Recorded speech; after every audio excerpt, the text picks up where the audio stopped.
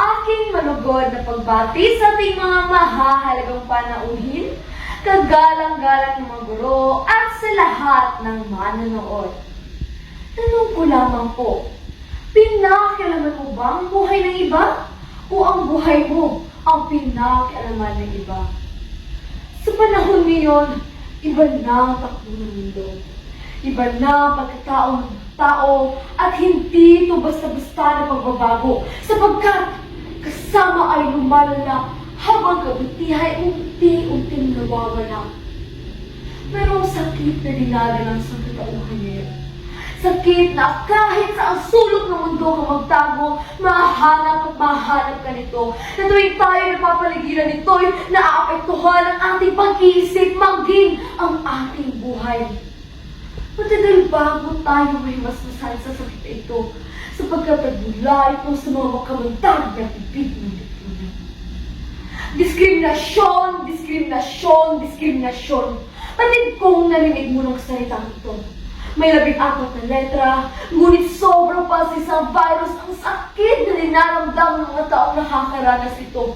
Mga taong nananahimik sa kanilang buhay, ngunit patuloy pa rin inaatake ng diskriminasyon. Isa sa mga biktima nito ay mga kababaihang nabuntis na maaga. Palaging naunguna sa listahan at inatarget ng lipunan. Kay aga-aga, ayon mga marites nagkakaisa sa may tindahan ni Ari Virginia. Sinisiraan isang estudyanteng nabuntis na kanyang jowa, sinasabing mga babaeng tama at mahihina. Ang pagkakabuntis ng maagay problema, lalo na nagdudulot ito ng diskriminasyon mula sa iba. Mga kaibigan, gumising kayo at tingnan ang sarili sa salamin. Tao rin tayo nagkakamali. May pagkukulang, may kahinaan. Walang tayo karapatang husgahan ang ating kapwa base sa kanyang nakaraan o sa kanyang kasalian. Kaya bilang mag-aaral at kabataan sa lipunan, panahon na upang tayo'y kumilos na tumulong. Gabanan ang ating obligasyon. Pagkatao'y pangalagaan, edukasyo'y pahalagahan upang maiangat natin ang ating sarili sa lipunan. Mag-iisa tayo sa pagsulong ng pagkapantay-pantay at iwasan ang diskriminasyon.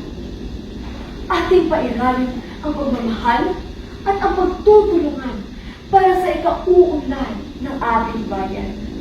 Hanggang sa muli, ako po si Sarah Manaba, pumalingot na nagmula sa Banagan National High School. Maraming salamat po.